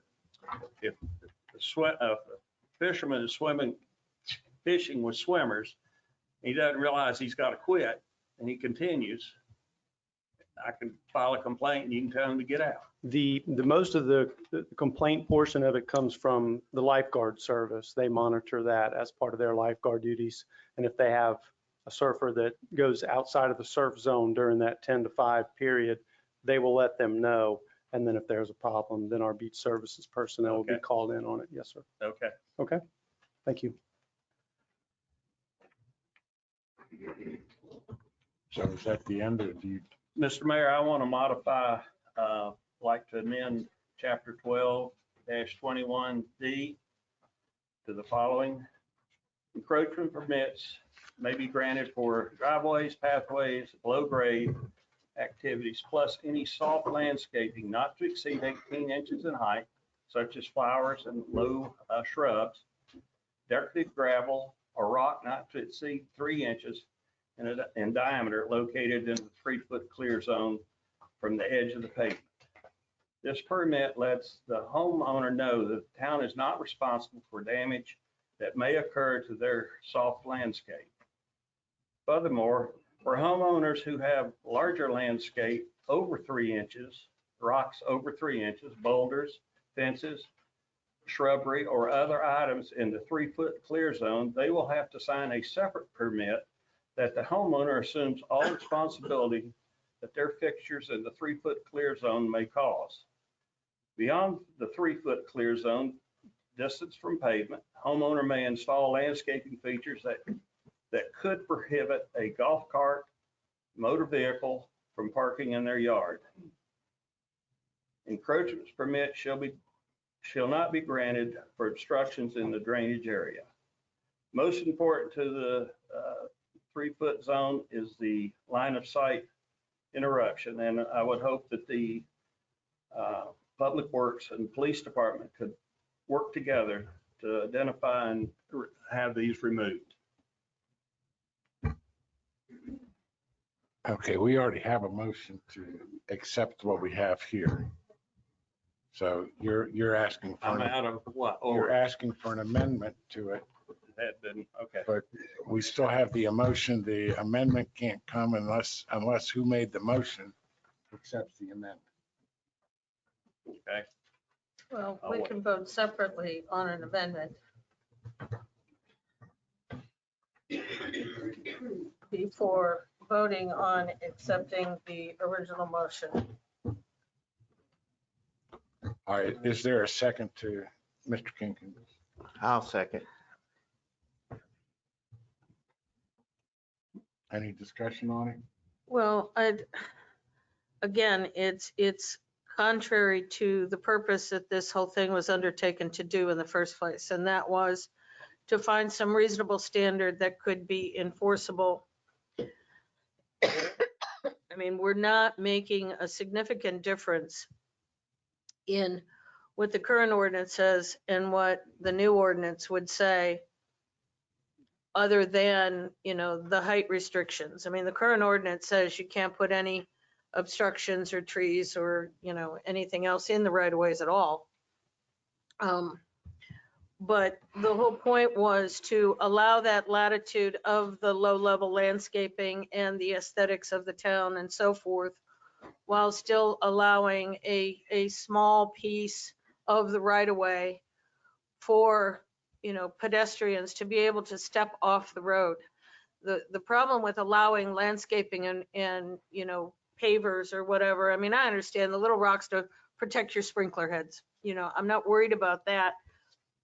But, if you have your yard landscaped all the way down to the road, if I'm out walking and I got cars coming both ways, where do I step off to? Where does that car or that golf cart veer to if, somebody's not parked right and they got to veer into your lane to get around them? There are, reasons to have a small piece of the right of way available adjacent to the roadway. And I think it's reasonable to say the first 3 feet. Now, if you want to modify it to say, no rocks over 3 inches to protect your sprinkler heads, so be it. But we're getting so far down in the weeds and away from the intent of the ordinance and the enforceability of what the ordinance needs to say, that it's almost as if we're going back to the drawing board once again. I'd like to say, I'd like to see it left like it is. And if we have problems, address them at that time and just, or either grandfather the people in that's already there. That's my suggestion of it. And I think right now, we're just, this town's run pretty well off of way it is right now. And why do we want to create problems that we don't really need? We're asking for something that the town is going to spend back to, we're talking about budget money. We're going to spend money that we don't have undoubtedly to go out and monitor these things and clear them away and take people to court that don't want to move their stuff. So I'm in agreement with Bill. If we have to, I'm considered the 3 foot, but I don't see why we just don't leave it alone. If I may, sir, Mr. Mayor, the issue with the current ordinance is that it's not enforceable. So if we want to continue on with the ordinance that's not enforceable, the staff is okay with that. But we do get calls and we do see things while we're in the street, whether it's me, the code enforcement, the police department, various people who have code enforcement responsibility. We are sworn to uphold all town ordinances. And when people call and complain and you go and look at a problem, no matter where it is, whether it's a right-of-way issue or something else, we need to be able to point to an ordinance, say what's allowed and what's not allowed. And if we have an unenforceable ordinance on the books that will not hold up in court, then we might as well take it off the books. I'm for taking it off the books, but that's up to different council. things. Well, my intent was to pretty much leave what's there. It was just make the owners understand, and by reading a waiver, that if something happens to their petunias, the town's not responsible. Same way with their sprinkler system. It's the same waiver. It's just above ground versus below ground. When you get into obstructions, then they have to sign a different waiver saying that any damage their obstruction causes, they're responsible for, not the town. That may not exist, but I think we have a lawyer that probably could write one up. Is there a waiver form that you have? No, sir. I don't know, other than We had discussed that before, that people that have it in their right of way, that they might be able to keep the stuff in their right of way if they signed a waiver that says that they're responsible for any. Yeah, normally, And it's to protect the town from having a lawsuit. normally hold harmless agreements are recorded at the Register of Deeds, and they run with the property deed, with every future owner of the house. When it comes to commercial businesses, we require to be added on to commercial businesses insurance as an additional insured. I don't think that's what you're referring to. We want to go down that road with homeowners. But an attorney would probably be the best person to ask if that would be enforceable or not. That'd be something she'd have to review. You know, it's, people, I get calls frequently about my neighbor's doing X in the right of way. You need to do something about it. We'll be guided by what council decides. Mr. Mayor, Chapter 7 requires homeowners to maintain the property all the way to the street. And with that responsibility, they should have some freeway in what they put in that area.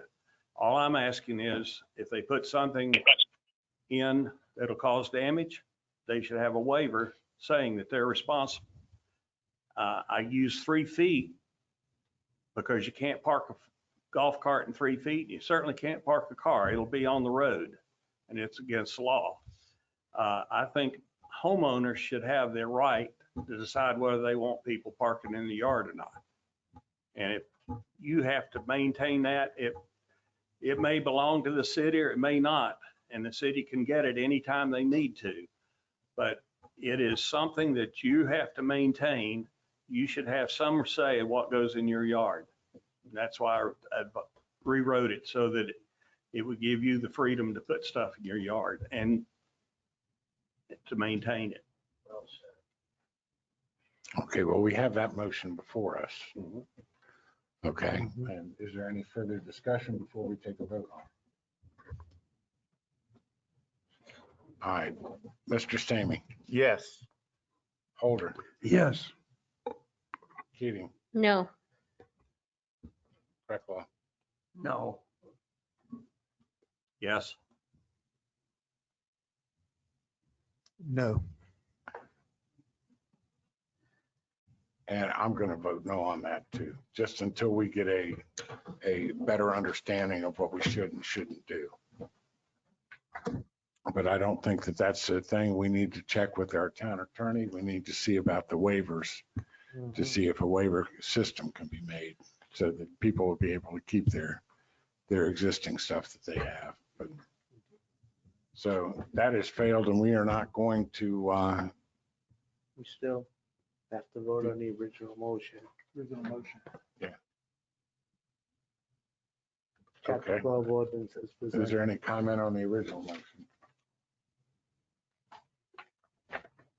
Mr. Stamey, No. Holder, No. Keating, Yes. Recklaw, Yes. No. Yes.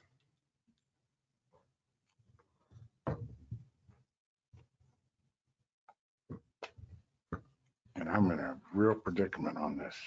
So, It's only first reading. yeah. I'm going to vote no on it also. So Kick the can down the road. that did not pass. Motion. The next thing on the agenda is second reading of ordinance 220947, chapter 8, miscellaneous offenses. Mr. Mayor, I make a motion to defer, actually, it's second reading. It's not a first reading, it's second reading of ordinance 22-0947, chapter 8. Based on the information we received with our packets, we had not yet had confirmation from the town attorney that what we were proposing was considered a reasonable restriction and would be deemed to be legally enforceable and consistent with state law. There was also a change to paragraph 8-22 to modify the language consistent with the Good Samaritan law, which was also not incorporated in our packet. So therefore, I would recommend that this be deferred until the next meeting. Second. Any comments on it before we vote? I think we need to go ahead with it because the police chief knows whether he enforced fireworks or not. We talked about this thing till, I'd just like to get it passed and move on. Well, has the town attorney weighed in on the fireworks ordinance that is proposed that we have in our packet? Yes, sir. Is that given to the council members? No, I didn't get it till this afternoon. But I do have information, what you got to remember is first of all, that the guidance of the Attorney General is an opinion. So it's not breaking law. And it's legal if you're not banning the discharge of fireworks because it is allowed by the state law. But it doesn't say that you can't put limits on it, restrictions on it. And then basically what happens is if somebody decides to challenge it, then they would take us to court. But as it is right now, we talked to the municipal association, we talked to our attorney, we talked to the municipal association's attorney. And basically what they're saying is it is legal as long as we're not banning the discharge of fireworks. But we are putting tight restrictions on when you can use them, if that helps. Any other comments? Mr. Mayor, I'd like to point out, this is from South Carolina's Fireworks and Explosives Code of Laws, Title 23. And it's kind of odd because It doesn't make sense to me. Section 23-35-175, fireworks prohibited zones, discharge of fireworks prohibited agreements, extension of zones, posting of notice. And A1, A is as used in this section. And 1 is fireworks means ICC Class C common fireworks as defined and enumerated, section 23-3510. Well, right at the beginning of it, it says section 23-35-10 to 23-3540 were repealed by the 2010 Act number 196, section 2, effective June 1, 2010. So there's not really even a definition of fireworks in this code.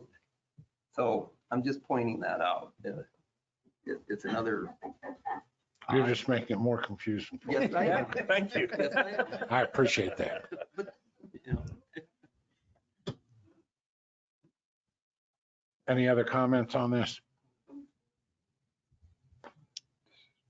All right, the motion for the floor is to pass this down until we get more information before we vote on it. So Defer to next time. deferred to the next time. Mr. Sammy, No. Holder, No. Keating, Yes. Cracklaw, Yes. Kinkin, No. Yes.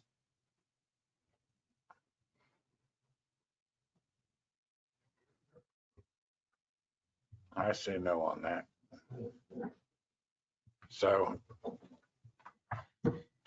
where it's not deferred to next time, we still need to take a vote on it, on what we're going to do. So I need a motion for that. But Mr. Mayor, what is the status of the changes to 8-22?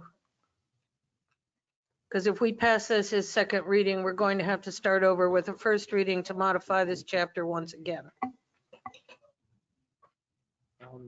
And that's to fail to aid Yes. police. Yes. That was a request Councilman Drake made at the last meeting for modifications to chapter 8. I've got answers. I just. Go ahead. We're here for you. Thank you.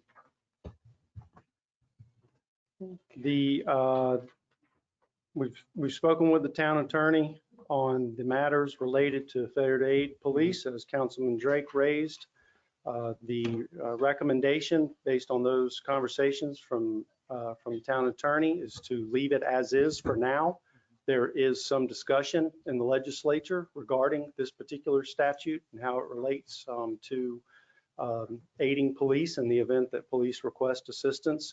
So the recommendation is to leave it as is and let us address it as the legislature moves through it and pass it as written on the failure to aid piece. Did you ask our town attorney about that?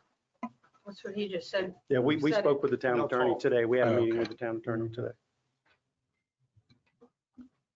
I think one other thing about the fireworks side is the Attorney General's opinion came in 2011. And the problem with the opinion is that it did not provide guidance on how far the regulation can go. The main thing that it said is that you cannot ban something that's allowed under state law.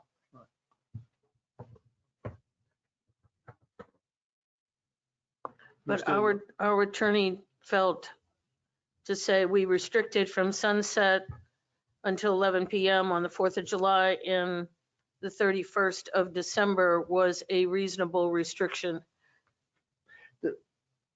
that would be held up in a court of law. There's no way. Likely. There is no way to answer that question, ma'am, because it depends on what the court of law's definition of reasonable is. And there has been no prior cases to that. That hasn't happened. So, to say, I can't give you a good answer. That we'd have to go to court and see what happened. And I don't mean to be disrespectful there. I really don't. Go ahead.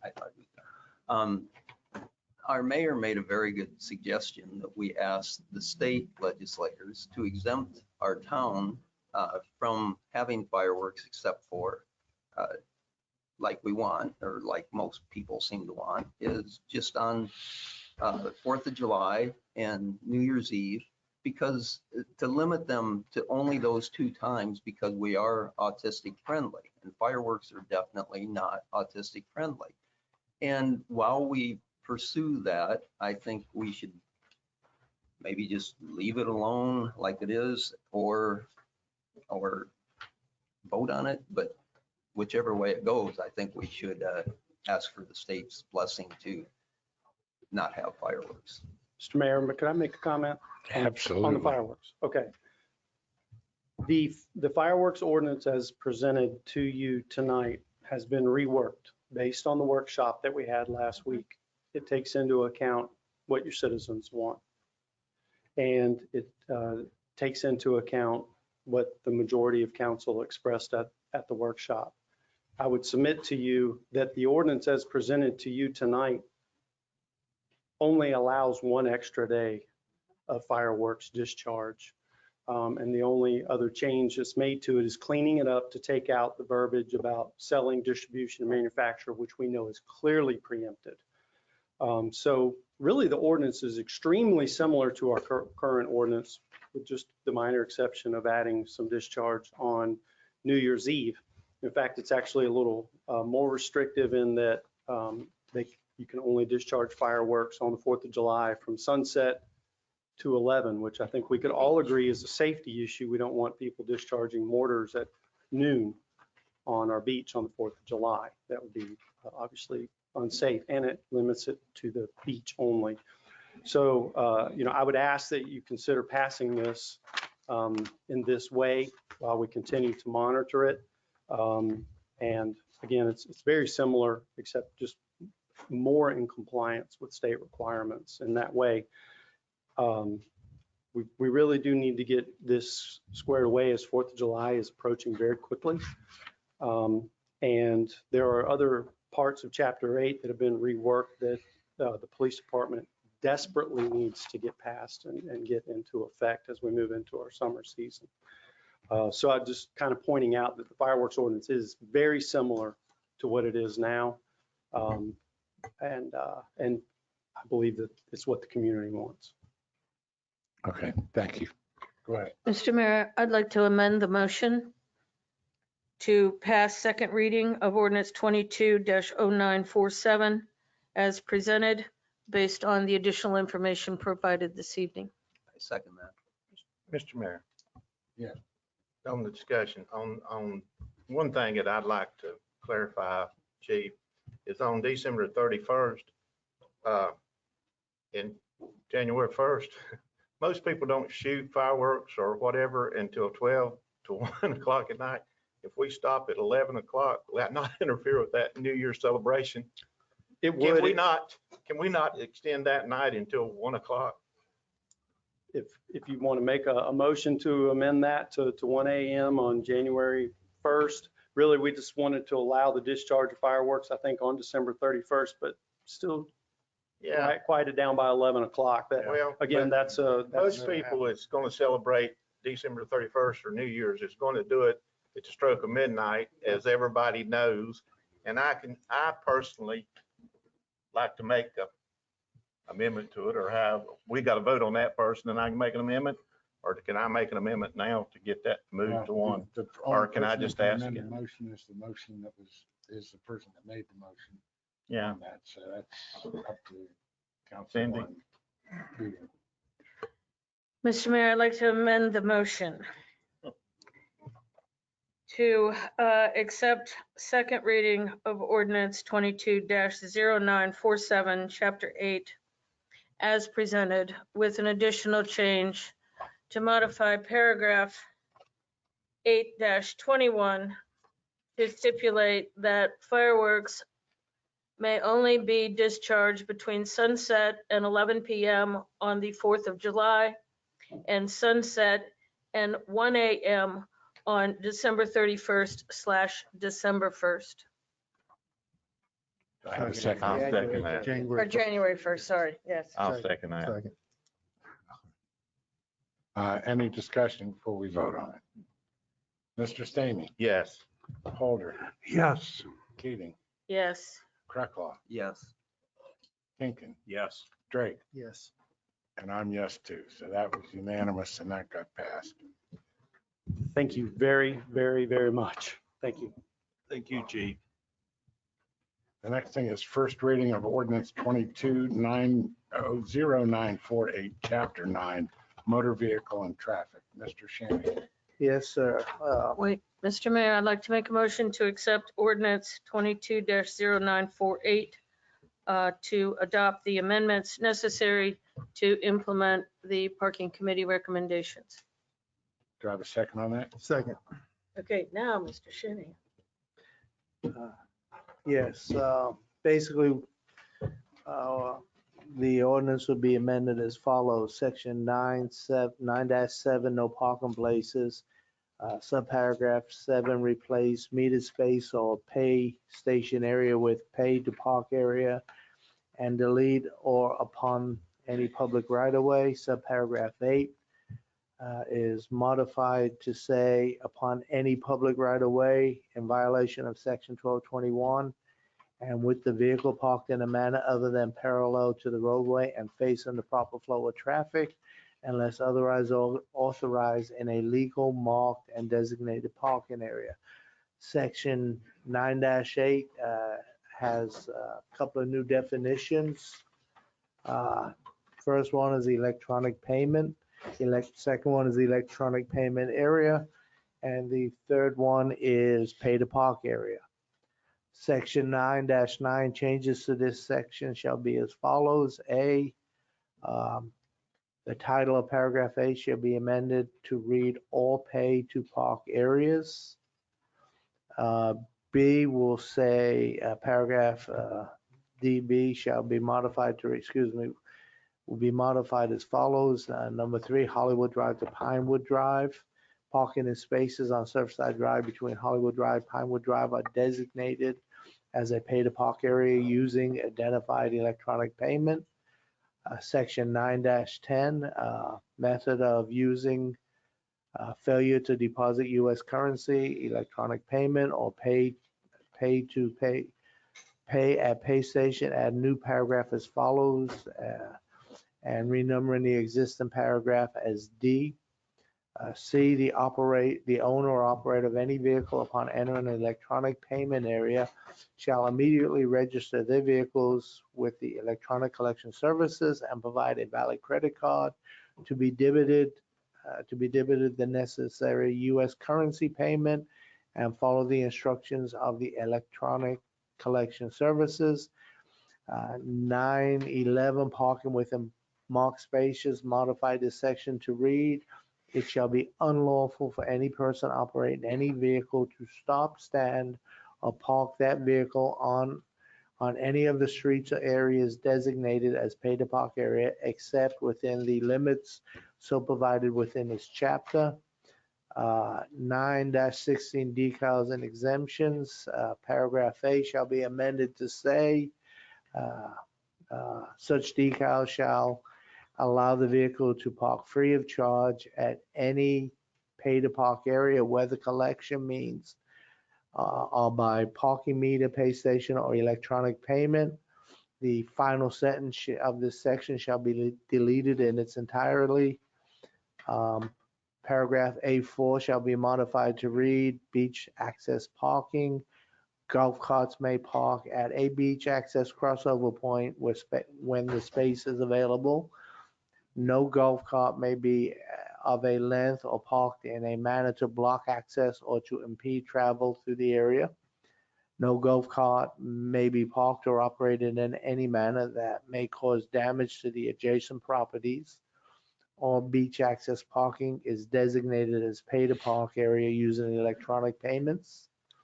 The first sentence, paragraph A6, shall be modified to read, upon approval of the town council, parking permits for free parking at the pay to park areas shall be issued to the participants in the events. Paragraph B shall be modified to read, golf carts without town issued parking decals. Golf carts without town issued parking decals must pay the applicable fees while parked in the pay to park area. Mr. Mayor, there's only one change to what I think you said. Yes. And that is in section 3, well, paragraph 3, section 9-9, subparagraph B should read that paragraph D2 shall be deleted in its entirety. Yes, I left that out. Thank you. Just confirming. Is there any comment on this? I had a question about the perpendicular parking, because most of the houses in R3 require perpendicular parking. There are several condos that have perpendicular parking as secondary parking areas. I mean, it's laid out as perpendicular, and I've been by and they've all been filled. So is this, and it is a graveled spot, so is that considered, is that a problem? Depends Okay. if they have an encroachment permit for it. Designated parking. Okay, that's what I wanted to make sure. Question I had on this is the Surfside Drive. We've added the Surfside Drive. We've added the parking on Surfside Drive is going to be pay to park or whatever Yes, sir. now. But it's my understanding that that is not part of the jurisdiction that we have with Lanier.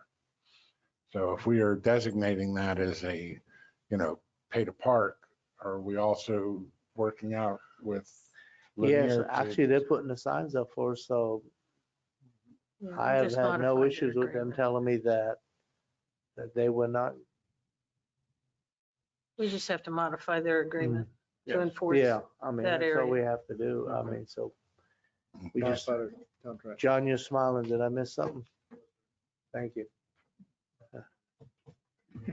I just want to make sure I got it right. All right, is there any more discussion on this before we vote on it? Mr. Stanger, Yes.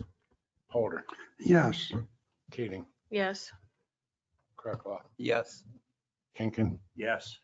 Drake, Yes, and I'm yes too. that's buried. So that passed. Next thing is decision paper, KSSB Golf Cart Parade Awards. Rob Bloomquist. Hello, good evening. Hoping this is the quickest thing you'll have to make a decision on this evening. So the town has planned a golf cart parade for the 4th of July. That parade is going to be on July 2nd at 10 a.m. at Ocean Boulevard. In the past, we've had, awards for our best decorated and that sort of thing. In your ordinance, it actually states under section 4-30 that the town shall have authority to authorize solicitation of funds for town-sponsored events, i.e. awards, gifts, that sort of thing.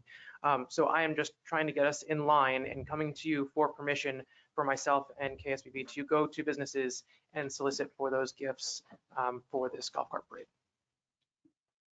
Mr. Mayor, I would like to make a motion to accept the recommendation to authorize Keep Surfside Beach Beautiful and the staff to solicit donations in support of the July 4th golf cart parade, with the proviso that such solicitations are for donations for the prizes to be awarded to the parade participants. Second.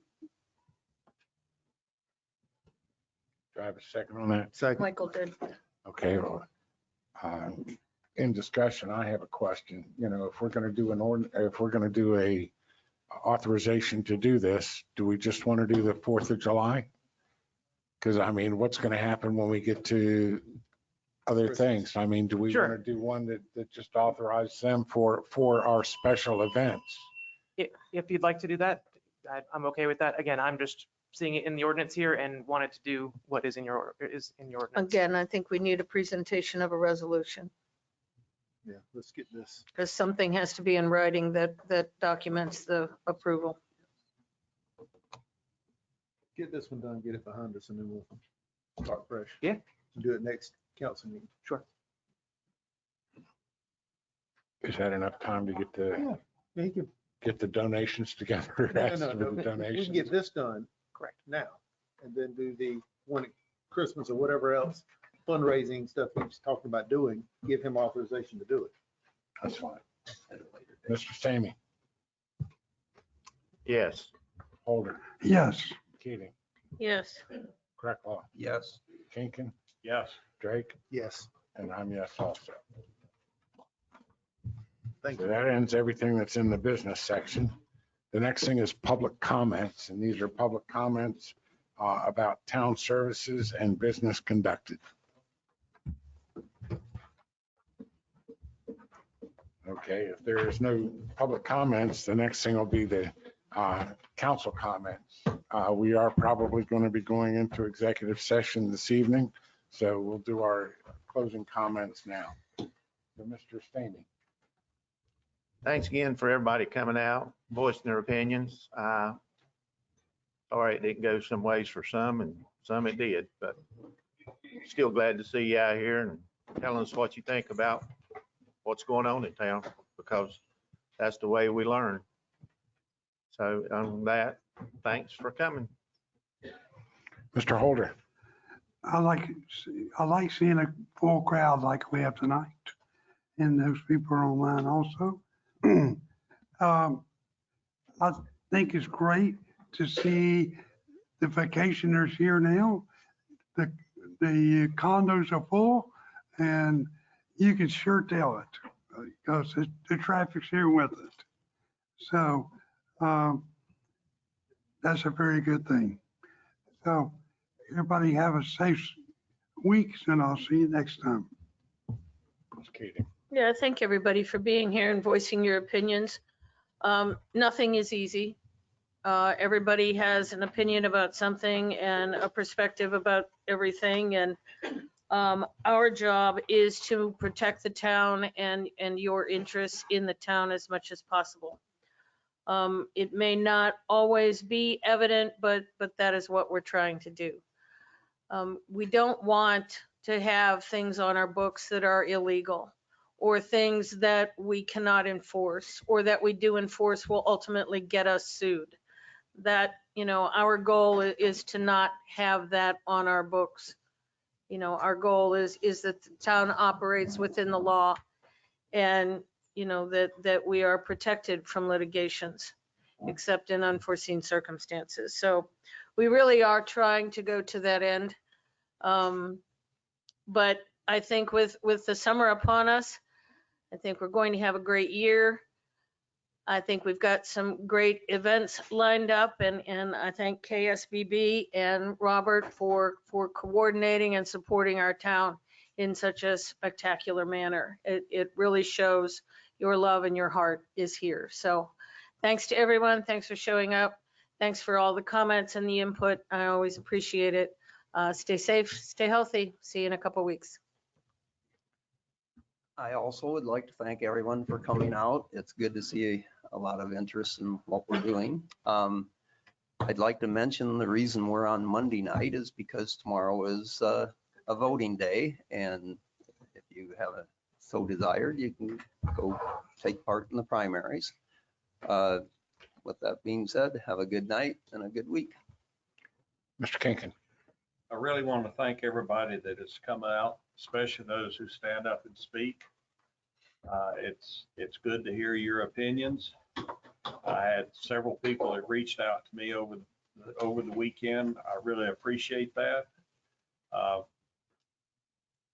have a love for Surfside. I think we all do, but I also want to hear other opinions. The only way I want to know how you feel is if you talk to me. Same way with the rest of the council. So I do appreciate that. I'm not a Southern Living person, but I understand that we got recommended in the Southern Living magazine as the best beach. It's what I've been told. It's a pretty darn nice article. It mentioned several of our restaurants, and it's good publicity for us. Thank you, Rob. Well, get busy.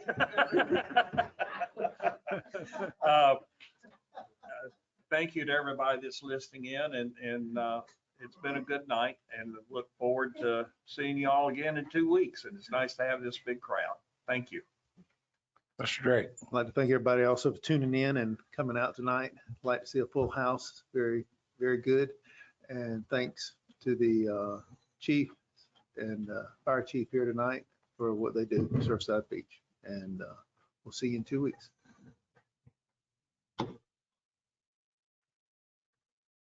We've really gone through a lot, and we're talking about the fireworks, we talk about the easement, we talk about the budget.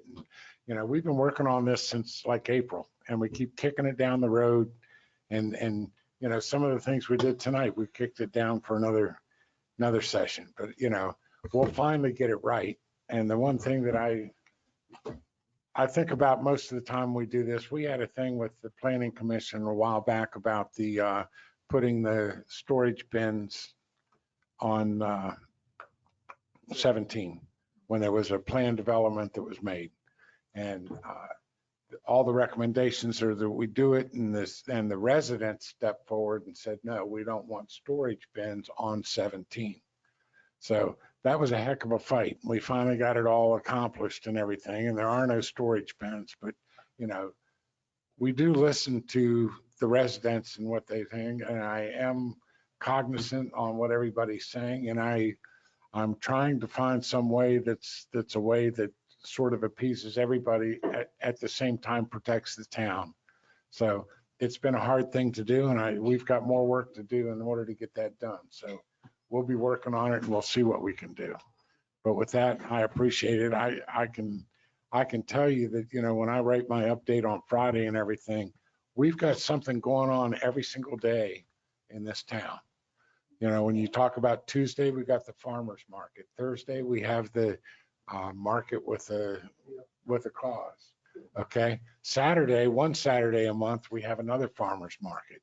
And then Sunday, we have music in the park. So there's something for all of us to do.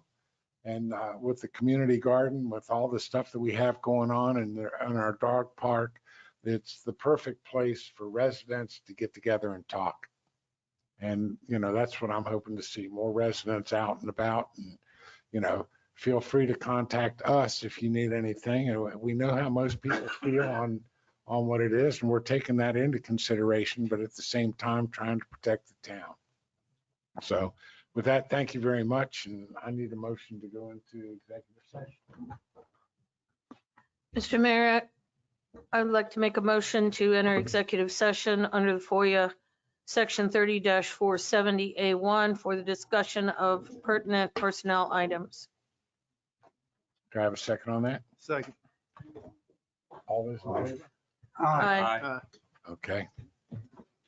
We will now end this and we'll go. Ron. into-